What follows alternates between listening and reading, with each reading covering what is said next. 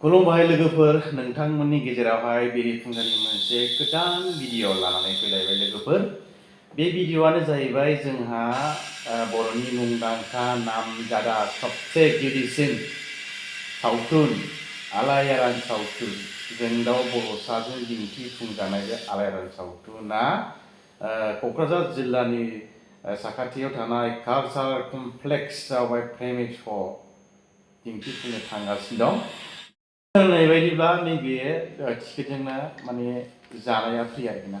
बेदर मोनजागोन थिगसे जाना फै होनबा दानदो ओमफ्राय ओंखामबो मोनजागोन होनदों आरोना ओंखामबो जानानै फैबानो जाबाय थिगसेनो जानो हायाबा लानानै फै बोननानै प्लास्टिकफ्राव